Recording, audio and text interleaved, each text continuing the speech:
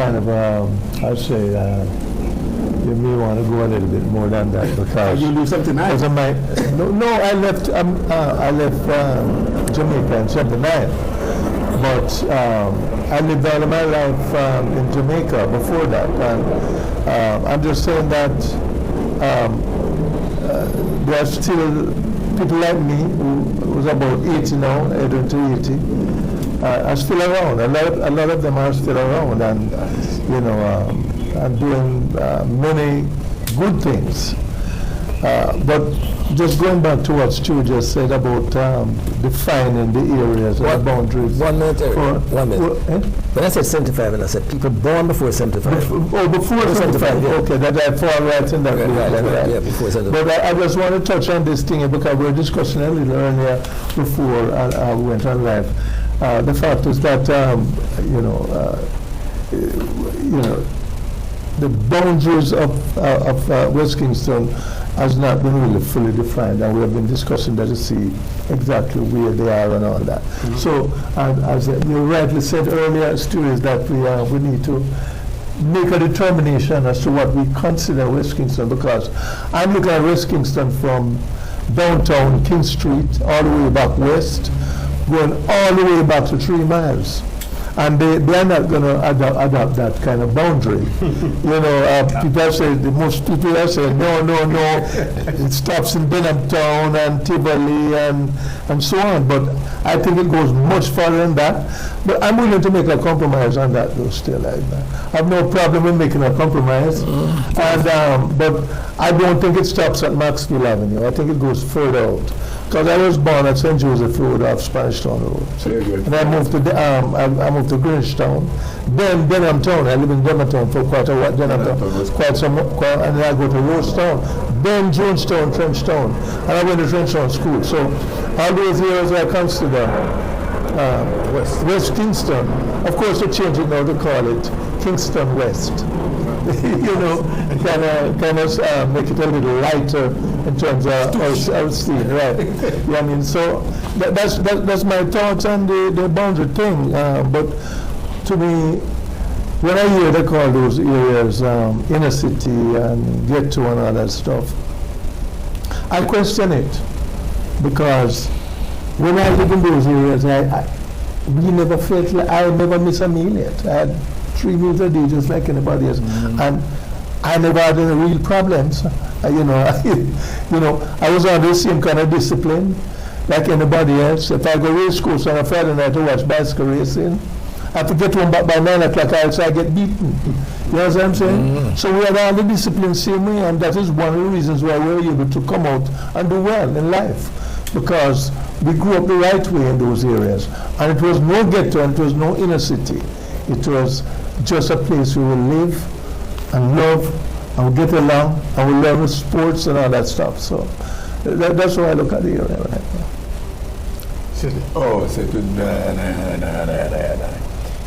The interesting thing is that I love West Kingston.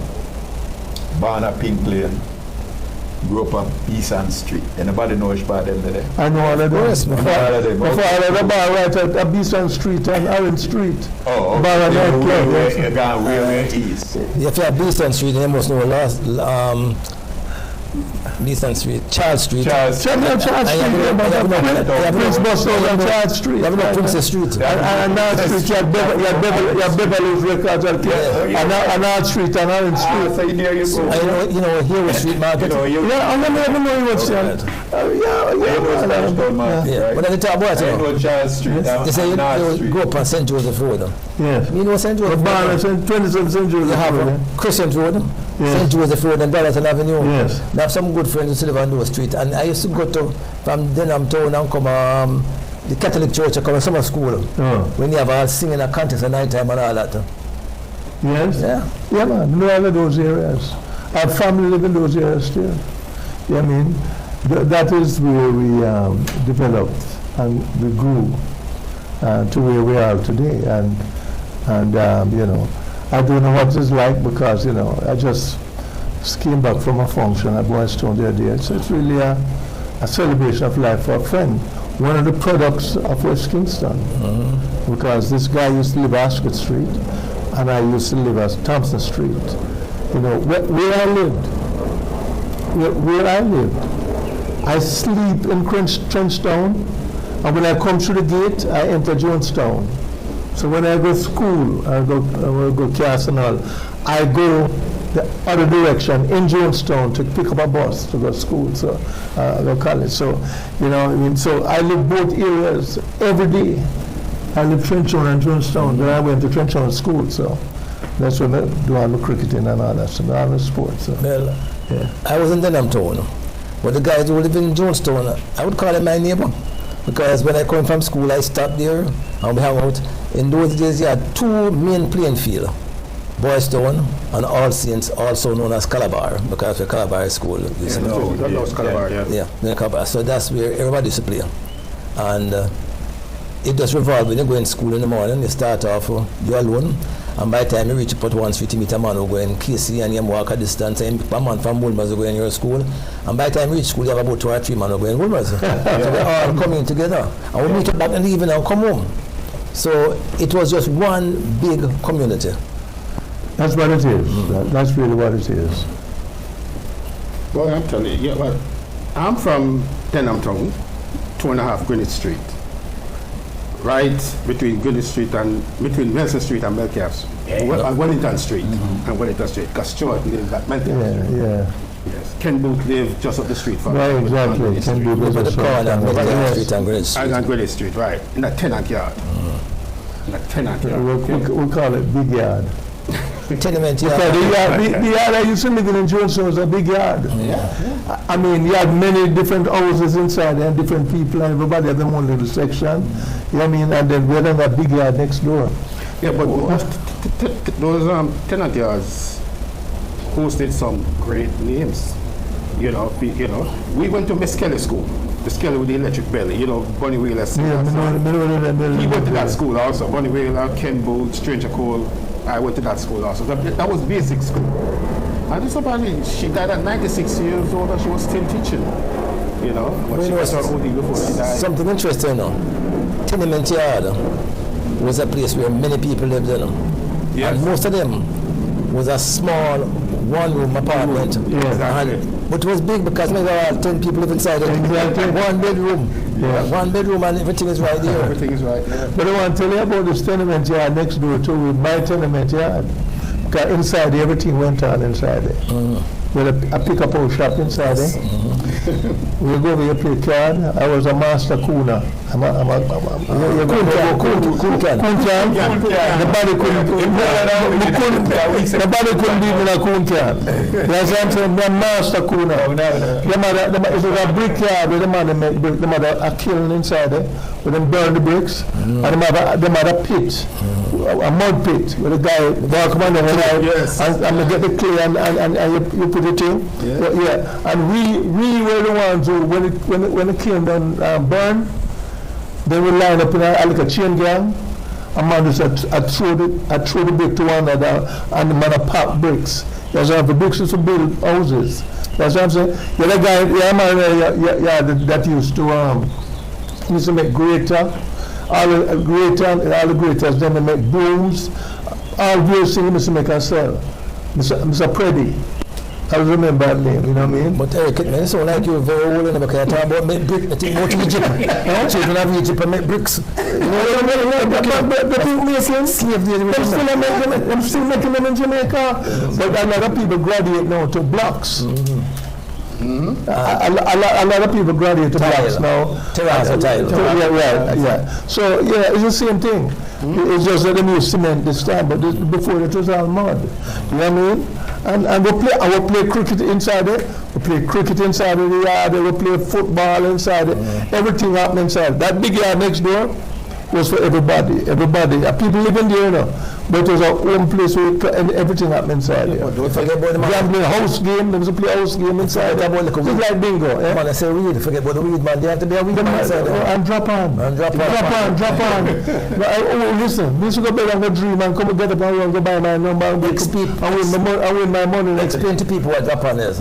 Japan is a number, the numbers. But now it's a numbers game. A lottery. Eh? A lottery that no one. A lottery that.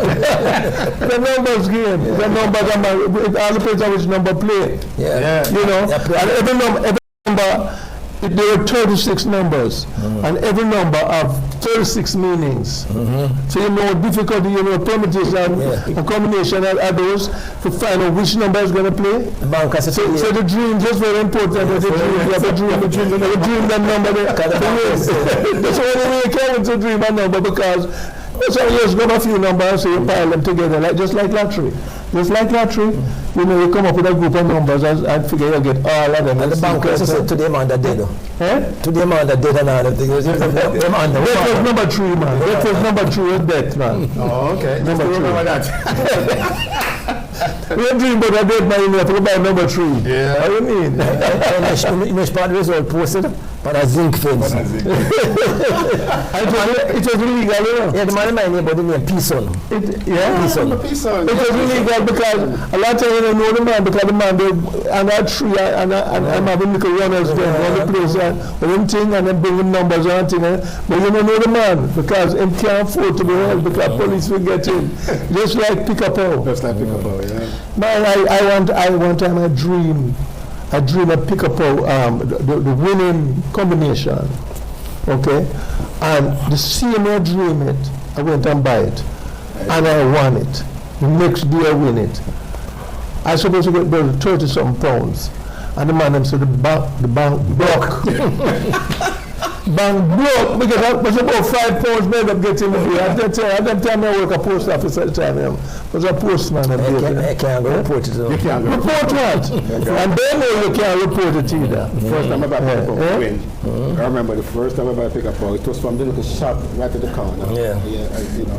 Yeah, man. Those were the days of wine and roses, man. Those were great days and jolly days in those days, because we used to have a lot of fun. Lots of fun. We never know the word bored at all. No, the man, just I went in a badness, a badness about going. Something that's come across my mind, you know. Something that's come across my mind. Dreamy, my grandfather, where he lived, was a barber. And the barber, went to the barber was an experience, you know. I have to look at the pinch up, you know, and Baba said, keep it, Sid. Pinch you.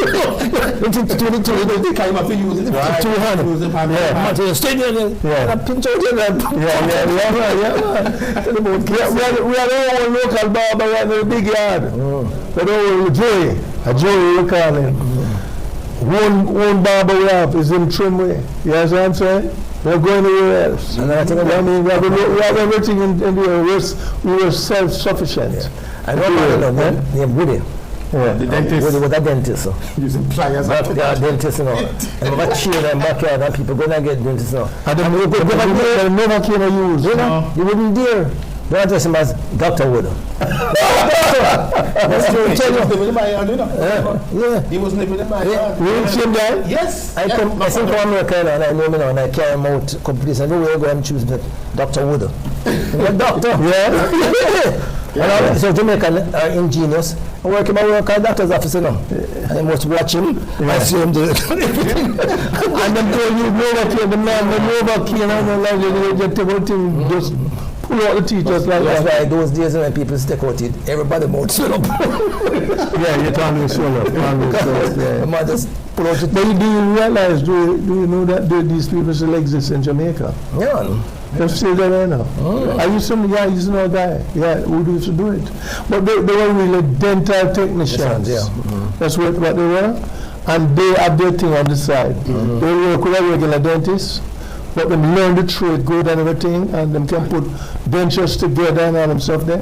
But them have them one thing on the side and make the money. You know what I'm saying? It's a Jamaican and their community. I have a guy who's in Rio, and him can do anything. Him can mechanic, body work.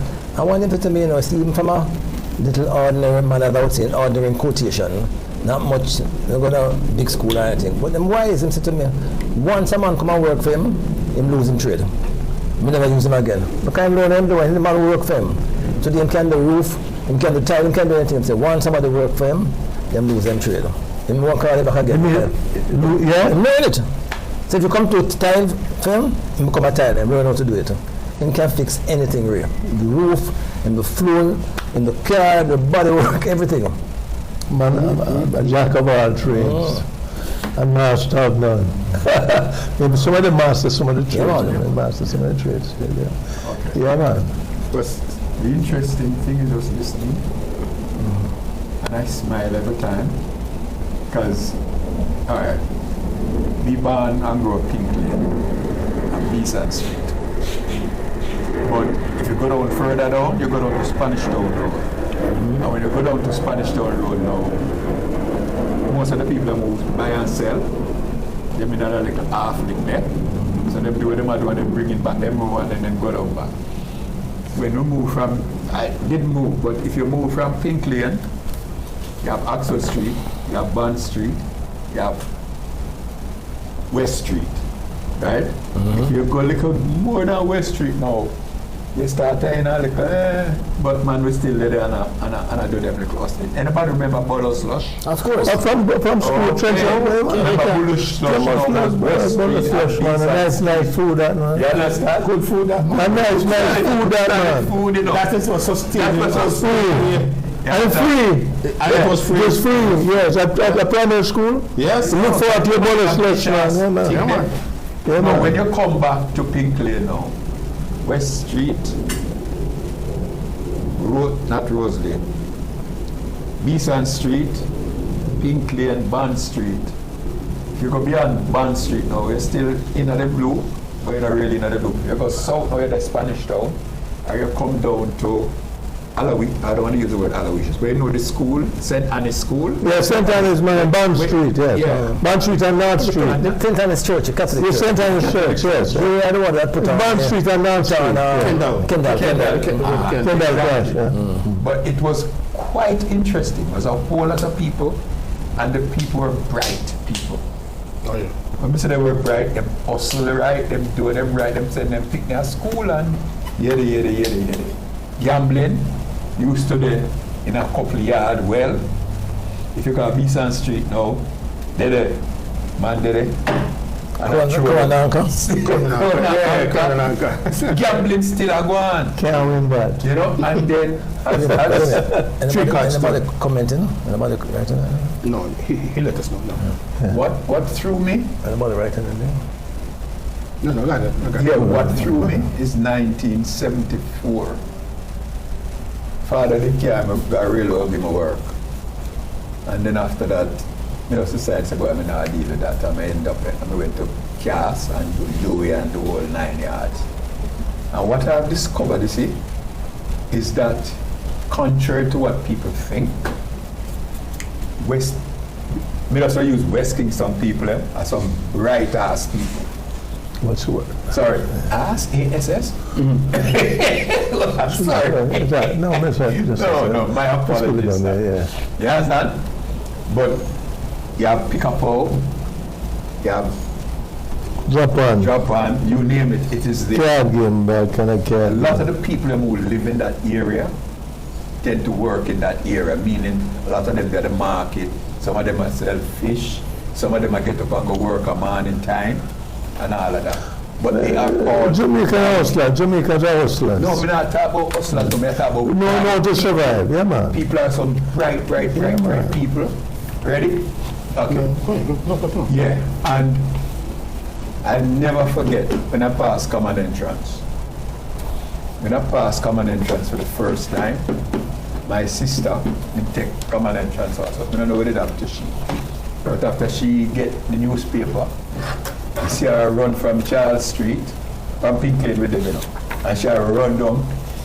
You pass. Me, and oh, she has to pass. But when we look on my paper now, you know the top 10, and there's some in the laboratory. And when my sister was so proud of me, my mother was so proud of me. And there was nobody else in the area that had gotten to that level.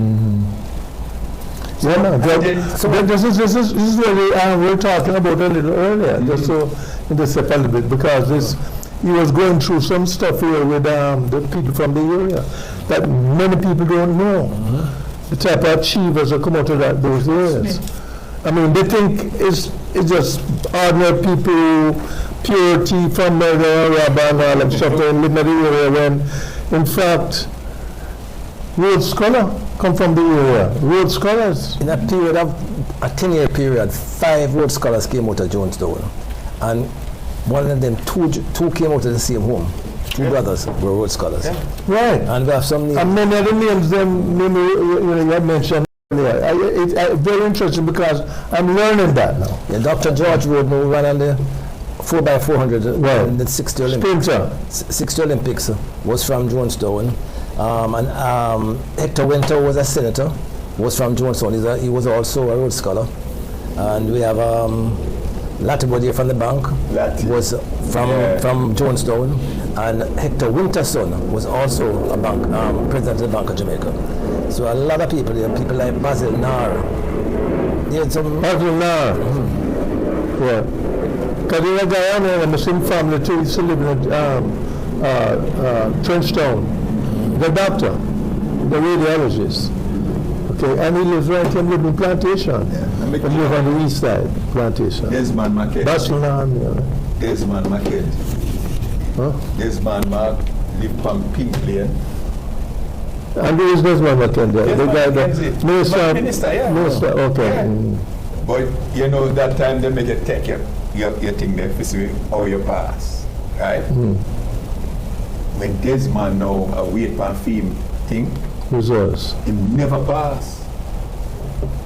My sister now, you see how I run down from Charles Street and Pink Lane to Beeson Street now, say, you pass, you pass, you pass. So what do you mean you pass? I think she tease me, believing that I didn't pass. Yeah. You know, the top 10 brethren. You said that, yeah. We did it. And we just kind of did feel away. So on to Desmond. Desmond never get on. Because Okay. he never get him full common entrance. Yes. What they did is that they put him a trench down.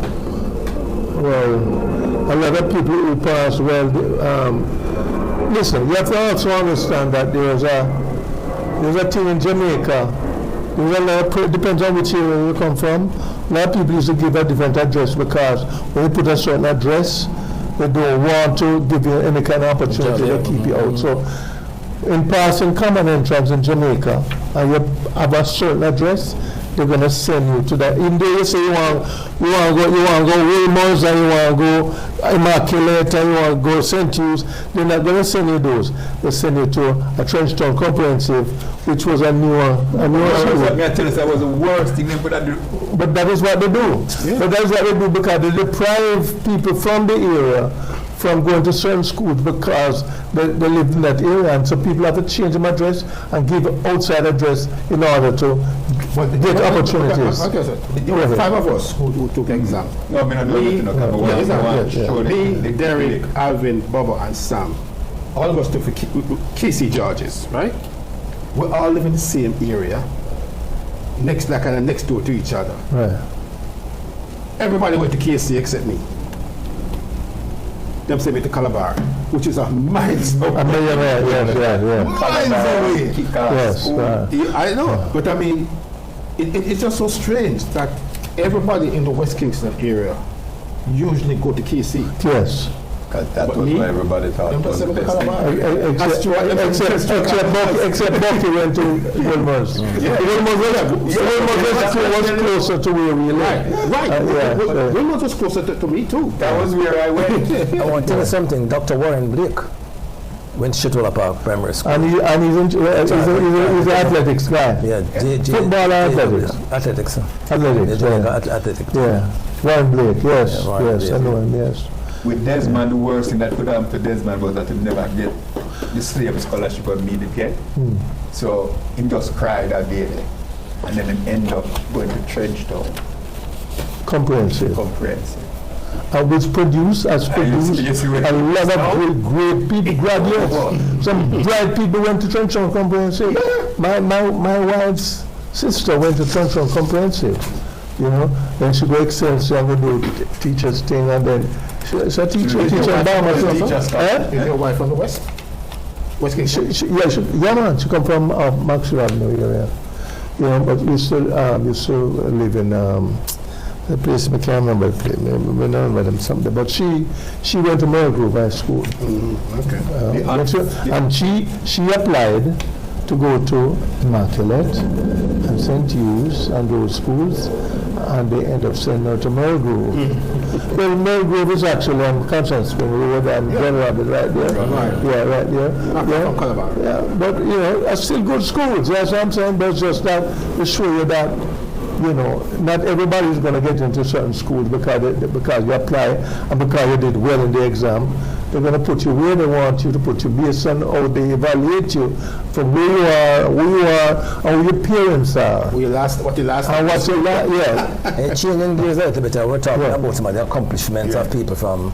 Let's look at some of the singers. In Trenchtown, you have 1st Street, 2nd Street, 3rd Street, 4th Street. All of them, yes. So we begin with 1st Street, and that's where Bob Marley, Peter Tosh, and Bunny Wheeler came from. And as a matter of fact, in my primary school class, Bunny Wheeler and Marcia Grace was in the same class with me, and another great promoter, Copeland Forbes. Copeland Forbes. And you had around on 1st Street, before you leave 1st Street, was Sigrid Wesley. One of the childhood singers named Good, and Jimmy Tucker. Yes. From right there. Peter Marley also came from there. Then there was Delroy Wilson, came from 2nd Street. Yes. And then we moved to 3rd Street, you would find Adina Edwards. I don't know, people have to go way back to remember. She used to play accordion. And sing, and she was blind. And she was a passionate gospel singer down by King Street by Woolworth and stores. Yeah, I remember that. Yeah. I remember her. So you had she from there, then you had Higgs and Wilson. We were also from 3rd Street with Adina Edwards, and they were also mentors to Joe Higgs and Wilson, who performed at Massey Hall in Toronto. Another major figure was Ken Booth. He came from Greenwich Street and Metcalf Street. Greenwich Street. Then West Street in downtown, yes. On the corner of West Road and 3rd Street, you would find Junior Brathwaite, an original member of the Whalers. And when you go up further, and you come to 4th Street, you have Cynthia Sloss. Everybody knows that. And you have the versatile pop singer Junior Tucker, who later turned to gospel, and Marlon Tucker of Kingston College, the brilliant Jamaican cricket captain, also came from there. And we go up to 5th Street and you find the original Wheeler, a girl named Beverly Kelso, and Dobby Dobson came from up there. And then the silky voice of Lassell Perkins, Alton Ellis, also came from by 5th Street with the sister Alton Eddie. And at 6th Street, you had the Folks Brothers, whose major hit was Old Carolina. That's a hit forever.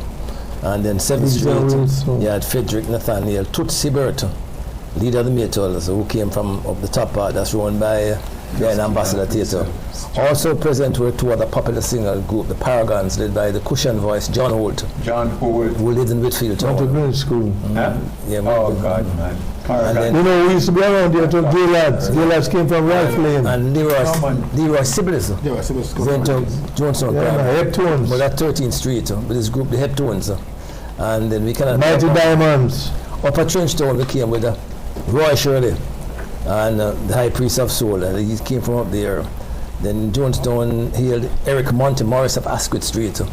Also, he had Hugh Roy and the guy called Johnny Osborne. He come from Ralph Lane. But perhaps the greatest testament of Jonestown Trenchtown musical talent was to be found in the presence of some of the immortals of the Scatolites, Don Drummond of Crook Street. And then you had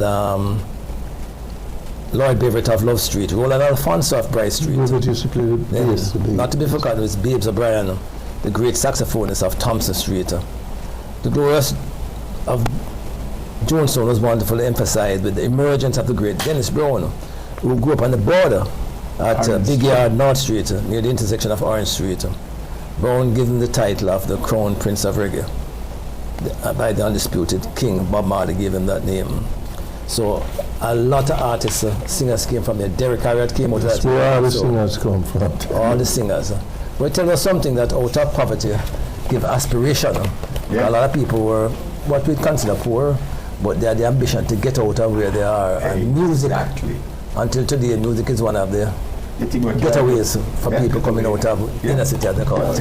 Oh, yeah. And sports in itself. Remember Collie Smith? Yeah, Carlos. Salisbury is really next door to you. Yeah.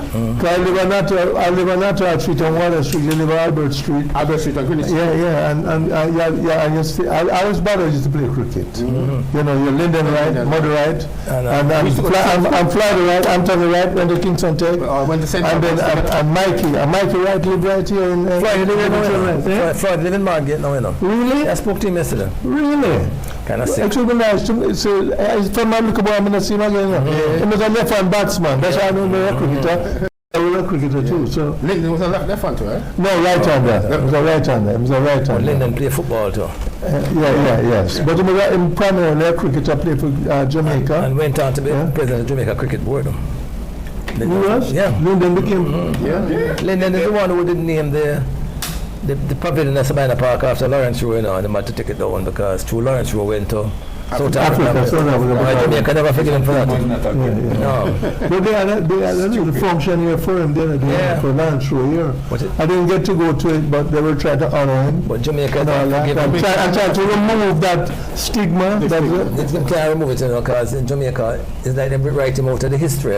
Yeah. Because, you know, that Jamaica is a very militant country, and even Michael Mann at the time begged them not to go, and them still go, and that's the price he paid. Yeah, and then this other guy that died, I can't remember him. He used to live to see him at New Kingston all the time, I beg and all them. So I can't remember him name. Good batsman, man. Good bad, good man. I know you're talking. Eh? I know you're talking. Yeah. Batsman. He eventually died. Yeah. Can't remember his name. Used to play for the West Indies? Yeah. Yep. Those guys. Good luck, a bad. A lot of people didn't get any help because even George Carr, that great runner, he cannot get mad and die on the He street. got mad? George Carr, the runner? Yeah. Remember my young girl, Smell around the man from Australia? And this He was guy one of the too. top 1,500 1 mile run around something like Another that. one who kind of lost his mind too is Junior Biles, Curly Locks. Yes, I remember that. He was on the road. Yeah, man. They had a fundraiser for him and all that stuff. Yes. Where did he come from? Him come from, and then we come from West Kingston. He went to a prep school that I used to live at, Avondale Prep. He went to Avondale Prep. Okay. Yeah, I didn't know him. Junior I Biles. didn't know him, but boy, Colonel Laps is a great shoe. Yeah, man. Come on. Still a great shoe. You got nothing off for it. Eh? You got nothing. But you know the music team was in Jamaica. Yeah, if you watch the show, The Harder They Come. Remember the show, The Harder They Come with Jimmy Cliff? Yeah. And Carl Bradshaw. Carl Bradshaw stated to Jimmy Cliff and said to him, see him at a dance one night and said, Jimmy Cliff had just done The Harder They Come, the tune itself. And the guy, and Carl said to him, say, I bet he's on the $10 you get for the tune there. And Jim said, oh, you know that? He said, all right, we know these things. Because that is what they used to pay these guys, for all these top tunes. The same Harder They Come, never get none for it. Most of the singers, in these singers here right now, we're in Jamaica now, make the money they're supposed to make.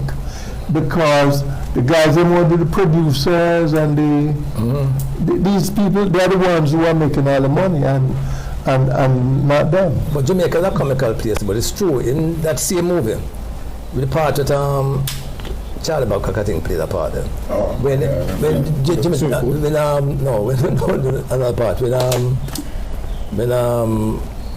Jimmy Cliff wants to sing him song, and I'm out to the studio, and the man drive with the MKR and say, what song you know? And the man is to play him, I say, why don't you read it now? And the man, that too low, man, that too low, and it's drive I said, I'm really get you to do. Man, it's that too low. Then the man said, And then Jimmy Cliff come back to him now in the show.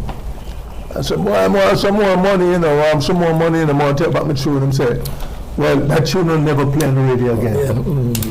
That's in the show. If you watch that show again, that was a life of musicians, singers in Jamaica at that time. Most of them, they make no money at all. Them died paupers. This is why I wasn't surprised what happened to Junior Biles when he got went in Skid Row, and I was on the road suffering. and them had to have a fundraiser and give money, and nobody could believe them. Man, this man, I mean, the truly should be a million seller. You know what I mean? It is. Eh? Because of this whole drugs thing, the drugs. You'd be surprised how the drugs, especially the coke, when them started the coke here, it was To give them energy. Yeah. To keep all night and it's a lifter for them in the drugs, to make them go through the night when them singing and performing. That's why they get the drugs, Yeah. Them don't have the energy, stamina. Oh, as I told you, I say singing is an explosion mode, many explosion moves. Takes a lot out It of takes a lot out of you when you sing a tune. Believe me, people don't really realize it when a man sing a tune and a go, man, devastating, man. Yeah. What is kind of weird to me, I would have thought that by this, our community, our country, would have set up something in place seriously, or we can use it as a way of getting a whole lot of money out of the sound. The industry. You understand? But everybody wants Jamaica. everything to himself. But it is Jamaica. That's Jamaica.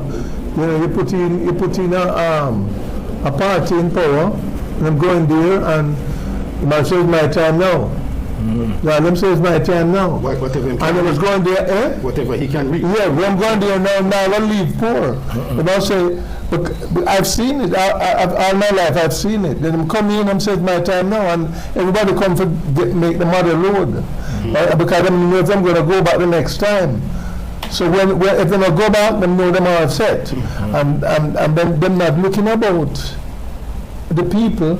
They now look about the singers them and say for organize them, set up some organization where they can all come to.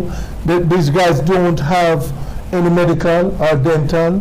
They have no health care system for themselves. They end up dying from things that shouldn't kill them. True. Yes, I'm saying? Because they are not organized.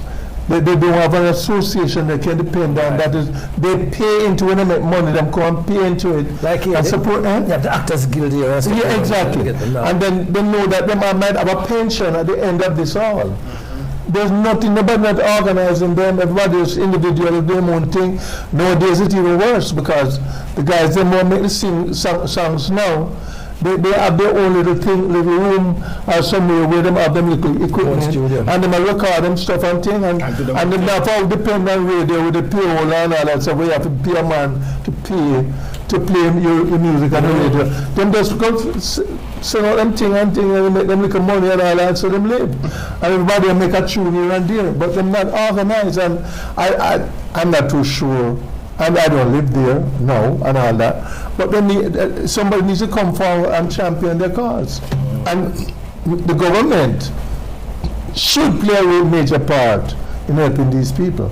But a lot of them just dying off and get into skid row, them not have anything, them live on the road, and all them stuff there, and you know, that shouldn't be happening. You know what I mean? Nobody can helping them with their finances and how to handle it and whatever else. So, you know, that's Jamaica. That's Jamaica, you know what I mean? Because, and I think the politics has a lot to do with it because there's nothing wrong with politics, you know. It's just that they're not doing what they're supposed to do. When they come in, it's not about the people, it's about them. Okay, and that's a problem we have in Jamaica. I mean, I listen, I point my finger at any party in particular. I say, the party them. You understand what I'm saying? Party them. And I take my sides here, irrespective of what my leaning may be. I mean, I'm leaning to one side, but that means them not doing it too. You know what I'm saying? It's just a problem we have. And I don't see a light down the tunnel. Called greed. Well, sometimes it's good I don't say light on the tunnel because I might have a train coming.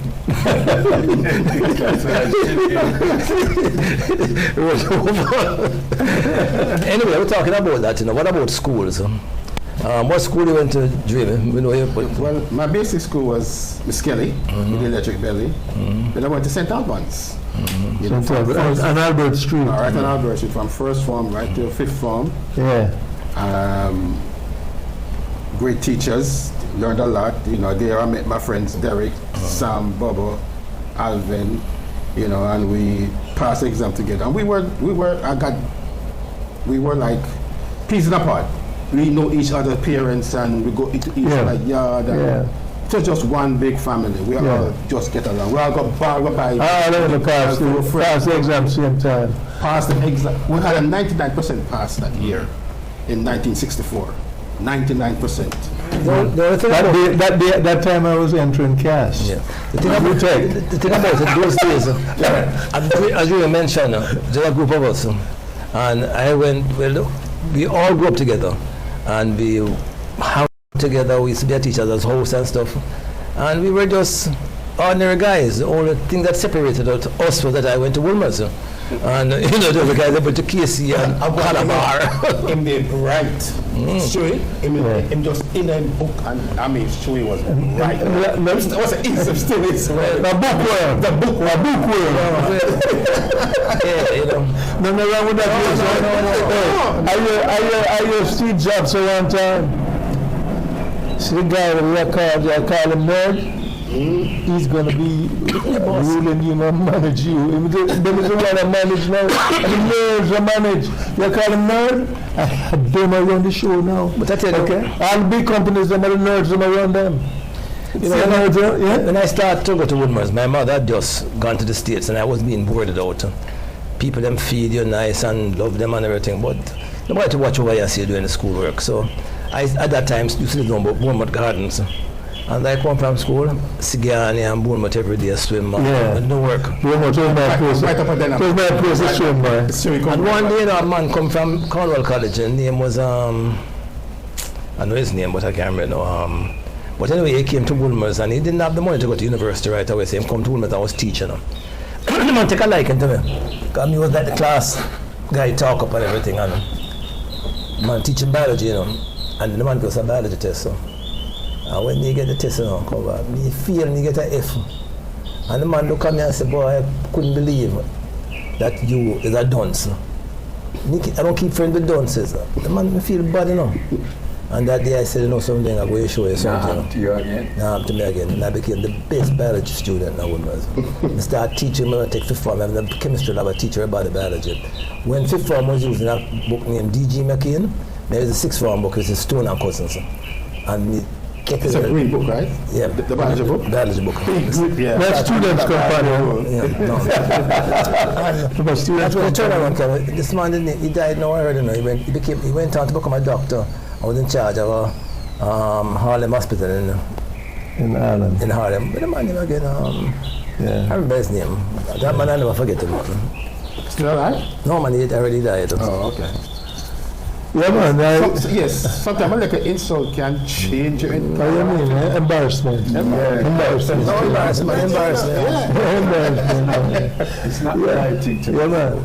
Because down in the back of your head, it screw you up, man. I went to Trenchard School. But you know something? I remember when my sister, she's the only sister I have alive right now. She's 89 now, a nursing home. And a man named Cooley, A.D. Cooley. Yeah, and she, when this Trenchard School opened for the first time, they built it and it opened for the first time. I was only 6 years old, and she took me there and raised to me as a student at 6 years old. I was supposed to be 7, and she said, "No, you're not 7, man." And you know that thing hurt me? Let me tell you how that thing hurt me. I was in 5th class in Trenchard School, and the common entrance exam started, the first time in the history of the country with common entrance. Underage exam. And now I was 11, I go 12, and I was supposed to now take this exam. And I was pretty bright, I was pretty sharp at that age. And they moved me from that class and moved me to 6th class. That was the only chance I had to take the exam. One time. One shot I had. And I had nobody to talk for me. Nobody to speak up for me. And I moved in this class, I pure bad picking in the class anyway. The class of man was the worst class I've ever been in. And as a result, I never ended up in high school. And over there, we used to hold the exams right in the Trenchard school, the common entrance exams. That is one of the schools that carried it. And we see all the guys and no, take it and meet. So what you must have done, Eric, when people ask you which high school you went to in Jamaica? School of Hard Knocks. No, you just say, oh, now so bright, I skip high school. Never got the chance. You went straight to class. To cross the threshold of a high school. Wow. To skip high school. I got champs every year. Number one, every year I got champs. And man, I come and ask me, so which school you represent? I said, boy, but my group of friends go KC and I'm like KC, but people go Calabar too. People go Calabar, Wilmers. So me I support every school, depending on which race still and all them stuff. Do you think that hurt you? No, listen to what I had to do. No, I leave school at 16, and I believe me, that year, that extra year, I was supposed to leave primary school at 15, and they gave us an extra year, overage year, that's right. And in that year, I discovered myself academically. That's the year I discovered myself. I realized that I'm very good. Because I did well in the class. I came up like the top 3, top 4, somewhere around there. And that's when I discovered myself. And I used to sell in my father's shop at daytime and all that stuff. And I used to read the newspaper, and I read about this guy named Fletcher, Courtney Fletcher. The guy is a top lawyer in Jamaica, big time, the whole family of lawyers. And it was at University of the West Indies. They was doing history, and he passed. He got a first class honors, and he got the Rhodes Scholarship. And they used to put articles on him. After that, follow him, come to Cambridge. Yeah? And I watched this guy and got inspired from him, and that is how I launched into education. In launch, and as a matter of fact, I met his wife. As a matter of fact, I lived in a house his brother owned I rented the entire house in Berkshire. You know, Grahamites? Yeah, man. Grahamites. Berkshire, the corner of Hope Road, No, Barbican Road. Go by Barbican Road. Yeah. His mother owned that house. She bought the house for the other brother. And the brother said no one, and she was selling it to me. But for me, I worked at public courts at that time. I graduated from university, but we don't have no money for buy the house. But that guy inspired me, and we started the night school and all that. After that, and I worked at post office at the time, and graduated the Dominican GC, them and all them stuff to me. But so life is, everything is for a reason, because you go through that, and look what you achieve. Had you gone to high school, it would have been dangerous. And so I'm going to go through it, right? That year when I get all of the GC subjects where I need to go to college, I applied to Jamaica School of Agriculture, Michael College, and CAS. I passed the entrance exam for JSA. And there's never a lot of friends that go down there. But pass the entrance exam for Michael, and then offer me a scholarship now for stay home. When I have to stay on campus at Michael, but stay home and then pay me £5.5 every week. And there's that money, okay? There's money that there's there. Okay? And I wanted to do engineering. And I wait until class have their entrance exam before I even reply to the other two. And go through that and pass the exam there, straight in the class. All right, I'm going to get a quick story. Yes, I'm saying. I'm going to leave class and go UW. I'm going to get a quick story. You know him, I have a friend named, named Clifton Ramsey, them call him Chanty. And his brother named Robin Ramsey. And bright. And his father was a postman. But you know, some people, like me, father a postman. Maybe you don't know him. My name is Ramsey. He was a postman, but he was no ordinary postman. This is a man who was well read, but he never get the opportunity. And when a postman, I want him tie, and I'm an epileptic. When Mr. Ramsey talk to you, King's English and them prim and proper. Yeah, man. Them come from the west, where I think same come from England. Yeah. Prim and proper, you know. And one night we studied for GC and me and him son out on the veranda. And the man look away and try to figure out a problem. And say, let me see it. Let me see it, you know, because him talk like a up to him and him wife leave him, you know. And he was taking care of his 2 boys and in one room. And him son up and said, Daddy, you don't know them things, man. You don't know these things, but Daddy, you can't help him. And can I put him far down, you know? Oh, God. I'm sorry, I'm just saying, really, huh? You don't think I can do it? Story finish, you know. The next week, when we study, we used to book come study beside us. Mr. Ramsey go sign up to take London GC. What? Smart man. And when London GC come out, Mr. Ramsey pass. Yeah. I leave Jamaica right after. I'm like a GC with it.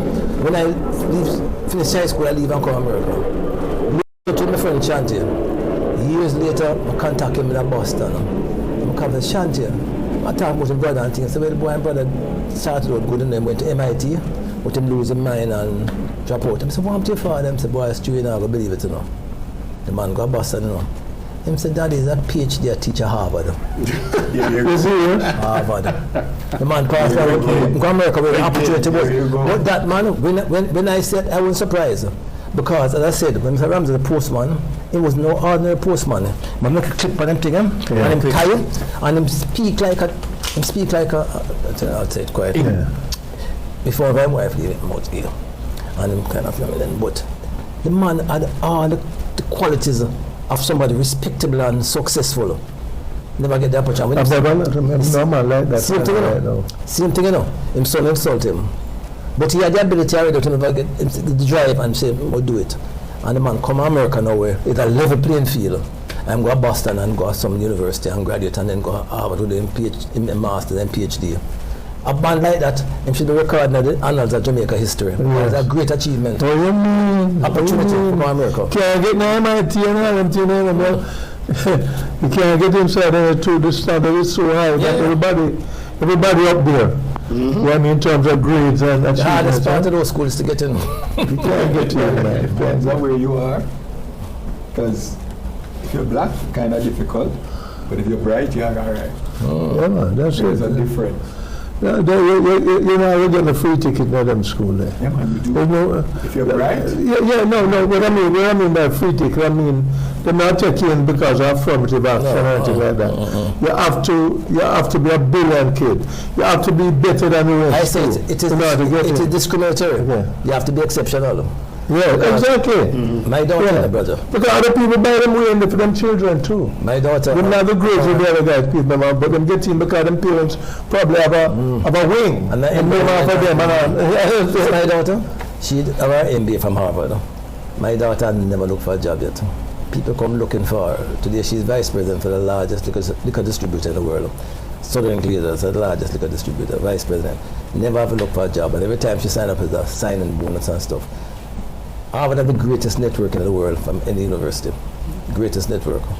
Yeah.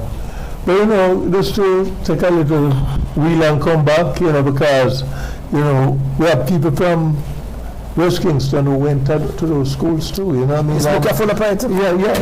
Like the book right there, I know you can't read all that, you know what I mean? But Sure. But a lot, yeah. Some synopsis of who wrote the book and where it's from. Yes. There's this book here, I think anyone from Jamaica should get it. It's Jonestown, Trenchtown. It's a journey back by Paul Buchanan, who was a former member of Parliament. Also a distinguished Wolmerian. Cricketer, big time batsman, yeah. Soccer player also. Yeah. Soccer player. Yeah, man. But this book here gives you the history of Jonestown, and I must commend him for the research that he did to get all these facts. I mean, my facts at every part of West Kingston. And in the high school. I wonder if he has it on the market though. Yeah, man, it's on the market. On the market. Take it on Amazon, eh? And you know, you go through all the high schools of that era, because in Jamaica in those days, nowadays, there were in many high schools. You have KC, Calabar, Wilmers, and stuff and stuff. Priory. I think I get 30 high schools today. Was there 100 other high schools? They have some schools that we never hear about. I think all secondary schools, 30 high schools. Yeah, like yes, Charlie Smith and Martin, Martin. Herbert Morrison, still exists. Mushed. Yeah. Bullshit. Yeah, Mushet. It's Petersfield, all them school. Frank. I went penalties at the end. They were penalties. Yeah, I didn't go. I was No. there this year.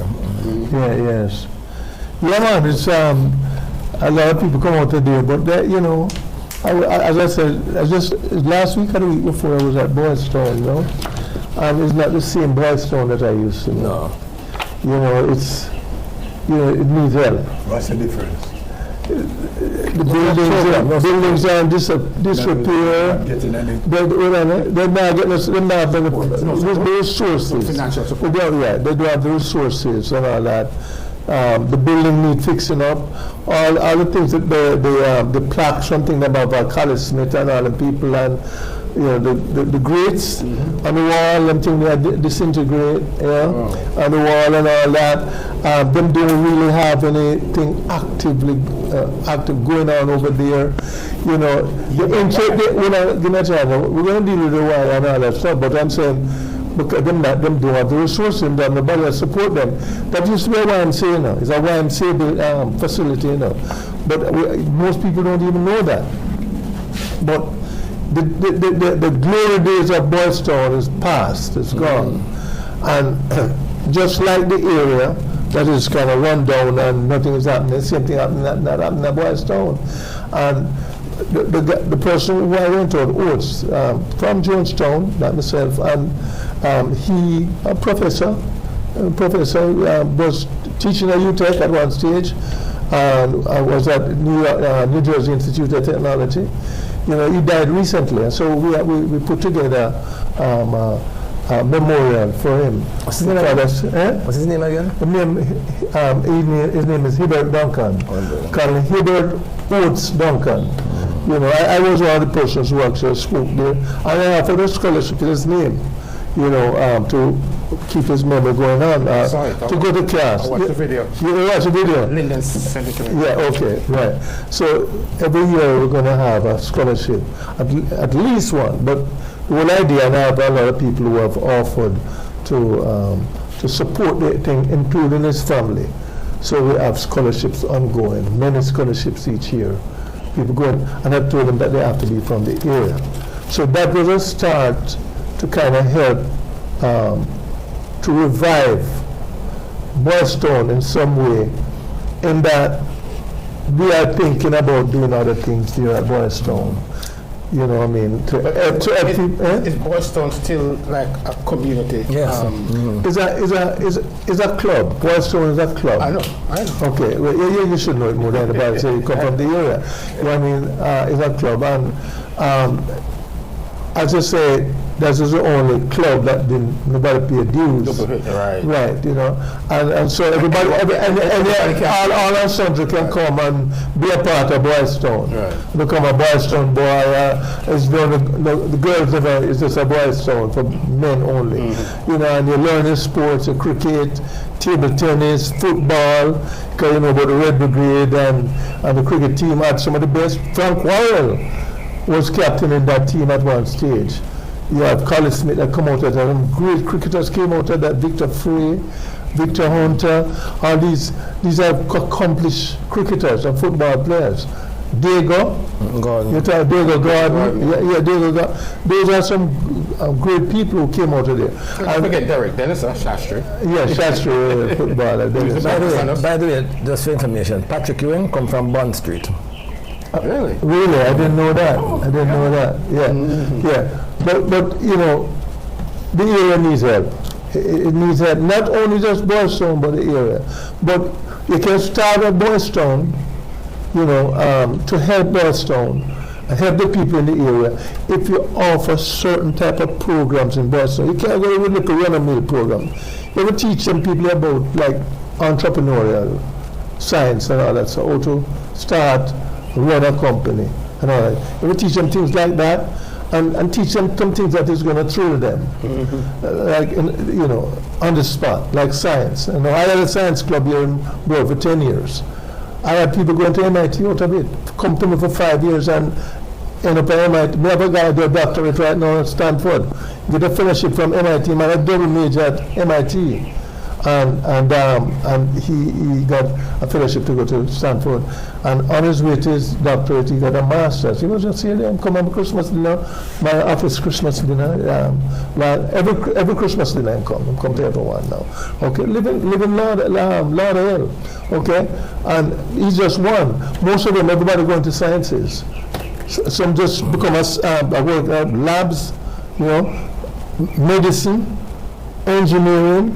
Some become electrician and all that stuff there. So, I'm saying you have to give them something to hold on to. If you want to do something for Boys Town, and this is what I feel that is an area that we need to also look into. And I don't believe that this is going to be the only little get-together we're going to have to discuss these things. But I'm bringing this up because Boys Town is there, that is available, that we can offer things to. And even if you can't be there to do a little hands-on with them and show them some little things that make them laugh and enjoy and things, we can support them in some way or the other to keep them going. And so that's ahead of us. Okay? Okay. So that's ahead of us. So that things we can do. So it's a matter of what we plan to do going forward. I'm not too sure that this forum is the best place at this stage for the first crack we take right now, that we can do anything at this stage. I set any goals or anything like that. But we just wanted to talk about Miguel Land. I'm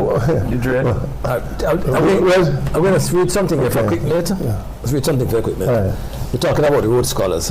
Firstly, there was Wilmer and Hector Winter of Brentford Road, who was Rhodes Scholarship to Oxford University in 1949, graduated a Master in Languages, and later became a Governor, Senator, and a Minister of State. The honor next went to the Morris brothers of 118 Maxfield Avenue. Evan Morris, Kingston College, the elder symbol, won in 1950.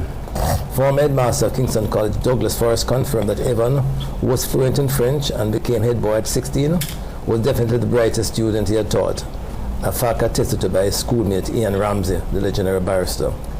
Evan was followed by his brother Mervyn at Monroe College in 1955, who later became the poet.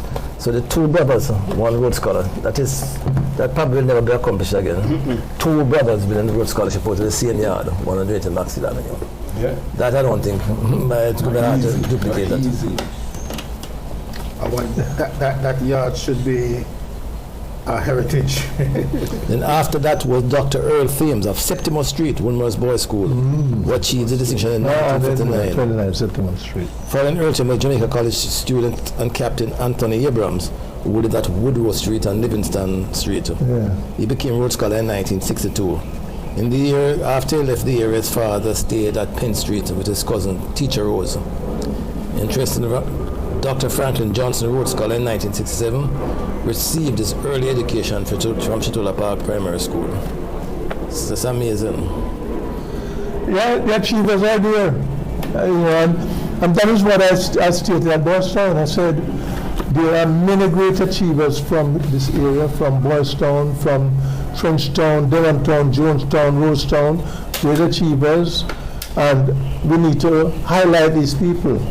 Bring them out and make the people in the area know that these are the people who came out of there and what they did to reach where they reached, and to inspire them, and that's what I told them the other day, right there at Boys Town. So I'm hoping that something going to come out of what we had there. Yeah. It was well done, and you saw it.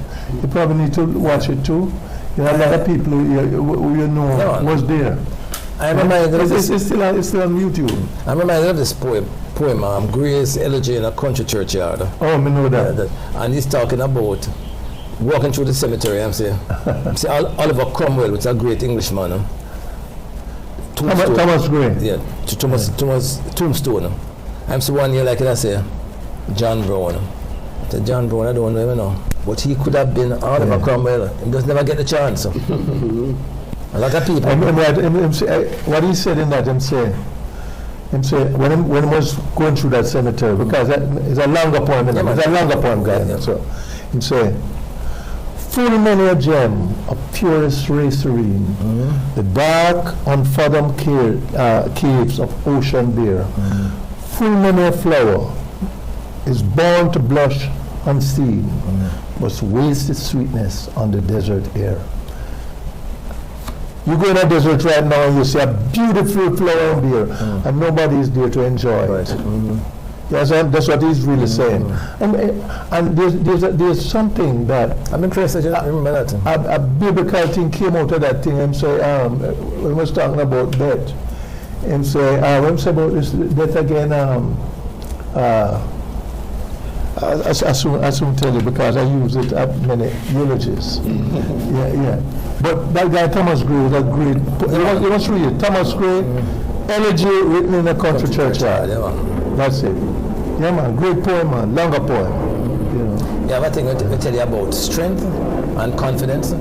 Sir Walter Raleigh, was during the time of Queen Elizabeth I, and I mean like her. But to check the Queen, and she reject you, they head guard, So one day I'm down by the bottom of the tower, the castle, she upstairs, and I talk to her in the code. And say, fain would I climb, but that I fear I fall. And I say, I really want to come check you, but I'm afraid I fall. And then she said to him, if thy mind faileth thee, climb not at all. Because anywhere you feel, it will make a go. So, but going back to this thing from the guy, from Thomas Gray, him say, the boast of heraldry, the pomp of power, and all that beauty, and all that wealth ever gave, awaits alike the inevitable hour. The path of glory leads but to the grave. O death, where is thy sting? O grave, where is thy victory? Yeah, that's Thomas Gray. Must read that poem. The longer poems are my favorites, like the Lotus Eaters, the Prisoner of Chillon. The long poems, the long poems are very long. But let me tell you something. Every verse, the rhyme of the ancient mariner. There is some serious. I did that poem about the Lotus Eater. When I meet the Lotus, I get melancholy. And you remember that? Yeah, you remember they were traveling on a ship? I did literature in 6 form, Yeah. 13 books. They were traveling on a ship, going somewhere, and then they saw this land. They were lost, and they saw this land ahead of them. And they were so tired. Them tired of the sea for so long. And them land on the golden land. And when they go on the land, everybody starts spread out on the seashore. And then the Lotus Eaters came. People who live in there, that live there, them are the, what do you call them, residents, whatever, and bring some lotus to give them to eat. And nobody wants to go back home. Enjoy the place. Them just eat this lotus here and just, I think it's either weed, I think it was cocaine or something, because that's a state that they went into. That nobody, and then it was like a song. If you read that poem, you get the idea how they felt at that time, and that they don't care about anything else, and them talk about their family and all that stuff that we'll never see anymore. And that's the Lotus Eaters. Must read those poems. Them poems are some great poems. I'm telling you, yeah. But look at that version here. Yeah, man. Started the whole education. But what I want us to get back to, is as we have talked about is having a get-together reunion at a park, and we want to come up with a date as to what that date is going to be, and we want to see if we can have a barbecue. Yes, we talked about that, and I don't know if it was you who said, no, it's too early to have it, maybe we should have it done later, a little later. So I felt that maybe done maybe in the fall. Done in the fall. I think, what about August? Well, if it's going to be August, it's going to be after. I go in the Olympics and I go in Paris. Right. So I follow track and field seriously. I follow it seriously. Seriously, I follow track and field. I go every. I follow track and field. Yeah. So I go in Paris for this thing. So I come back on the 16th. That's happening in England. The 16th. Yeah, coming back on the 16th. So anything else going to happen? I'd like to be here at least the next 2 weeks in August, and then maybe sometime in September. Yeah, we can do it. We publicize it. If we have this little forum, maybe every 2 weeks or so, whatever they want to do it, and we just keep talking to get people to get people to do it. It is happening because somebody might watch it today and tell somebody and say, well, I'm coming on again. So maybe we should come up with a date when we're going to come on again and next Saturday even, and Okay, you know, no problem. so people can. So we'll do it closer to the fall, towards August. Yeah, September, October, The longer people we give, is the more chances of it being somewhat successful. especially if what we also need to do, okay? I found myself doing a lot of that lately because the group of events taking place. What we need to do is to get the names of people and if they're on WhatsApp or whatever.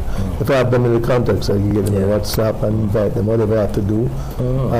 And I put together the expanded group, WhatsApp group that I just created, which includes just us four in it right now. But all the other people can come in that group and we can communicate with these people. Because with my family chat, and we can invite people in Jamaica like Dennis, Lyndon. We can invite all people. They might be able to come. Yeah, Lyndon will come. Lyndon will come. I say can't miss it. Lyndon will tell me that him can't miss this. Anytime we have the date ready. Yes, I think the longer is better. We can. Oh God. Well, that WhatsApp thing is a good thing. So we can advertise if somebody can want to do it. Set up the WhatsApp group, and next time we come up, he died, no? Dennis Morrison, he died. Right. Yeah. A linguist, him call him, speak 4 languages, 21 words. To put it on the WhatsApp group, set up a WhatsApp group. We can start advertise the WhatsApp group on higher times. And the same chat group, we send a WhatsApp so people can start, we can have a chat after this, people can come and Well, the WhatsApp group is already called it the West Kingston Connect. Oh, so you have it already? yes. Yes, it's the WhatsApp, that's how we've been communicating on. It's under And the West Kingston, I'm the only admin right now. I'd like to know if we as four be administrators for WhatsApp, so you can add people. You can add people as you go along on the WhatsApp group. Okay? Yes, no. But we have to start get Sydney to be able to respond to things when they send them to us. You can add Desmond, you can add Babs the Green. You have to have some paid people in that. You can't just have paid people right now. That's Babs I'm coming from West. We can put Copeland on it. Copeland, we can put Marcia Griffiths, we have Ken Marcia number. All right, so what I'm going to do is I'm going to add all four of us as administrators. Raymond Bagger. Okay? Yeah. That means that each person can add people. Right. Yes. So that it's not one person that will just say, Okay. and people are communicating and send me all this list of people to add. No. You just add them yourself. Right. Yes, I'm saying, and expand the group. West Kingston. That is it. That's a prerequisite. You know, I've done nothing but technology. Well, you tell me and I'll add. No problem. It's easy because it's an easy thing because when you have the group, I put you inside it, you click up here, so, and you go down like this, and you say add members. Okay. And then you add the names them, and it say add. And you press add, and just add them. And then sometimes a person like him wasn't really open to going to a group. Yeah, they will say you have to invite the person. Right. So they give you the opportunity now to send a SMS to that person and invite them to the group. Instead of putting them in. You can't get them in unless they agree to it. Okay. So you have to send them. They give you the thing where show you say, listen, send them an SMS, and then set it up. All you have to do is press yes, and go into him. And then now him get it and him say press here to enter the group. When you put add, and you press add, it's SMS. No, yeah. When you put, let's say you have 4 people to add, and you put in their name, you see their name going, then you press add. When you press create or whatever, or something like that. When you do that, those who are open to join a group come in automatically, but the guy whose setup or settings does not allow him to be in a group, they will tell you who that person is. I'm sure you say, listen, this person has to be invited to the group. So you just press invite, and go to them, and then they are the ones who push from enough, and then they're the ones that approve it. Yes. So Sydney can start working. People say can't start working. Okay, trust me. Okay. But it will be very easy. It will be very easy. I think All right. we are on the right path. Right. We're So- not younger brethren, and we just need to spend a little time together. Yeah, man. Might sound weird. If the past experiences that make you, a lot of time me and my wife sit on the start about old time Yeah, days that's and all all them stuff there. I'm very good at You know what I mean? And that, those are the things that kind of keep you steady, you know. And, you know what I mean? And you know, and all the more I say about West Kingston, and we know better. We know better. Because whatever they're experiencing today, we never experienced that at all. Right. Never. And I'll tell you, just, you know, all the stuff you can remember, just bring it up.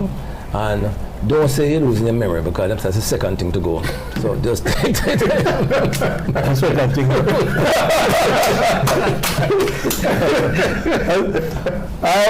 Maybe them are well same time. You know. Life is really interesting, right? Look at this man. Them three man. 1, 2, 3, and 10 boys. Talk to you, man. You know what I'm saying? I don't recognize that now. Yep, come on. You remember, you know, sure, he's one of them here, you know. I know that. Oh, okay. But we know him long time. I'm among a lot of young fellas here. All right, you're the oldest one. All right, don't bother boss. Him have something, yeah, I'm both about it, because him live that life. Him get to him age, we don't know if we can get there. Yeah, true, So but that's everybody, you know, That is true. want to get old, because if you don't get old, that mean you dead. Exactly. Yeah, if you We'd love to don't, reach your age. yeah, if you don't get 2 old, weeks time I'll be 18. yeah, see, if you're proud, I have a party for my birthday. talk to me, who the people, you understand? Remember him, right? No, him name. Miguel. Miguel what? Oh my God. Jesus. You can't remember. Well, many You lose your memory? I know always know. Who is it? Maybe remember the last thing to go. Who is this? Eh? Who is this? We can't remember the name. We have introducing to him. So which one you know? Which one name you know? Okay, this is just in Africa. This is Michael Lawn. Everybody know Michael Yes. Lawn. I don't remember the name. Him though. A lawyer. No, okay, Michael Lawn. This So is like, He's the guy who represents Vibes Cartel, Yeah. Iggy Buchanan. Well, that's a big youth son. Yeah. And my ex-girlfriend, Joan, I'm to deal with her, Joan son. You kidding? Joan Porsche. and that brother that have a big ass belly. That one have big ass belly. And the one that win at the same When, age group. Can't remember. The big belly. Big belly comedy. But for them, you don't know them, you tell a lot about yourself right here, you know. No, serious, because yeah, you don't remember so much. Hey, listen, nothing wrong with big belly, see me? Big belly. So we have Money next. money. I hear you, sir. But you get that, but got already. No, coming up next. Money next. well, let's wrap it up now. So we should do this like what? Once a month? Whenever I want time free, I'll make it. It's so important and interesting to me that I can do it anytime. Yeah, me too. Just make sure you coordinate the date with us. Yeah. Set a date, a couple dates at least, I and think then every let's 2 choose weeks. from it. What about every Well, time? no, once a month. Once a month. Every 2 weeks is true. Your schedule too busy, you have too much things to do. Yeah. Plus, you're gonna be away. Yeah. Well, I'm going to be away, yes. So, I'm going See, I have a ticket and thing. After I go back to Jamaica for a wedding, and I just go for a funeral. 2 funerals I go for 2 weeks ago. 2 funerals. Well, 1 funeral and a memorial. That's a good thing. A pure death. My sister just died 3 weeks ago. But you're not going to your funeral, so it's good. Right? Yeah, you're alive, man. Why you have some philosophy there? Never thought of it that way. That's why I'm going to even with this one. You know that See if you recognize that. we know you. Yeah, what about the other person? Can't really tell who is that. Well, I think you that know. Who is that? I'm in your age group. Who is that? I look for him again. I see you don't know him. All right. Oh, there's a thing there. What name? Doctor. Oh my God. What about it? No, I mean I worry about Who is the news? He's a lawyer. The lawyer? Tell you in a minute. All right, this is one here. In terms of time, time, would you agree that there's no future and there's no past? Well, I want to tell you one thing I know about time is that time stands still.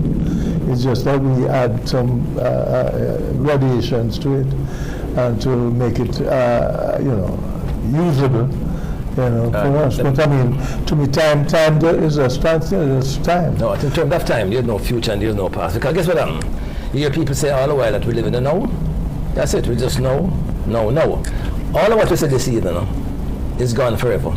We can't go back to it. Right. We can plan for the future, but we can't go to it. It's always just no. Right. The only reason why there's a future than a past is because you have a brain. Your brain is a storing box of events. But your events is different from mine, yours is different. Right. So it's just storing events. But all of what happened that you have in your mind, you can't go back to it, it's only in your mind. Time has gone. This day we'll never see again. That's what I said a while ago, we'll never see it, we can't go. Well, memories though. But that I'm just in terms of time. But memories are just for you. We have all these people in the world, everybody has their own memory. But all of us here will have the memories of this day. Yeah, we have the memories. But I'm saying that the memories of the past is only in your mind. In terms of time, you can't go back to it. It's just a stone box in your brain of it. So therefore, if we can get rid of our past, because sometimes people go back into their past and them stay there. But if you're making your past depress you or whatever, it's really a waste because it doesn't exist. It only exists in your mind. In terms of time, you can't go to it. You can't go back. It's just in your mind. Not only you have it because it's all your experiences you're storing. The next man will have the same stuff. So it's just this memory box up here that prevents you from time from moving out. People, boy, if they do me this and it doesn't exist. It's only in your mind. Look on this, you're supposed to know everybody this. Well, I don't know nobody on the picture here. That's my picture of life. Look at the phone all dead too. Not the phone not dead, no, you mean the phone not dead. Well, we can check the calendars. I'll talk about it. Well, we can check the calendar. And then Yeah. Look on it. Let's come up with a few days. Today's a Saturday. I prefer not to do it on a Saturday. Something in it. I prefer to do it during the week or It's something like simple. that. Showing me one man and two like I play golf today and come back tired. You know the thing that? That's what I'm saying. It's not free. Okay. During the week is good. Guys, what do you think about during the week? Doesn't matter to me. Time is good. You know the eyesight, right? You retire now? You retire? I'm a your father. 20 years. I'm at 54 and stuff. But that's still involved in we're going to stuff. come off the air now. That's a picture father. Picture father will use Well, it. we can finish. Just hold on a second. Okay, cool. I'd like to thank everyone for hanging with us and just keep checking the calendar where we're going to be doing our next memory forum. Yeah, and by then we'll have a date of when we're going to have the reunion. Yeah. Happy with that. Yes. We're gonna, and if you need to be added to the WhatsApp group, just text me, Stuart, Sydney, Eric, and we can add you to the group. We have friends But also. they don't have our number. Well, So we can steal the numbers right now. I mean, Eric friends that will text. Okay. Your friends will text you, and But there's some people who don't know either of us, so we need to get those people. they know me. Yeah, they may choose who they want to send a number to. Right. So my number is 954-599-7410. That's my cell. So you can always contact me on that. Either on WhatsApp, or you can just send me a text or whatever else. Give me your information so we can add you to the group. Stuart here, my number is 954-817-6825. You can text it to me and we'll get you in the group. Sydney. Yeah, my man. ABBROBRTS696@yahoo.com. And your phone number? 786-760-11666. Mine is 954-260-1690. DreamyRiley@gmail.com, and you can get in touch with us. So family, thank you so much for hanging with us, and we will see you next time. Have a great and wonderful evening, and happy Mother's Day to all the mothers online. Great, wonderful time. And remember that we also have on One Spot Media this evening at 7 o'clock. Yes. We have the Jamaica Invitational Track and Field Meet at the stadium. We're going to see some real athletes this evening. OneSpotMedia.com. And you can pay for $8.99 to see it. All right, folks. Yes. Good night. It's a wrap. Tell you where you is doing.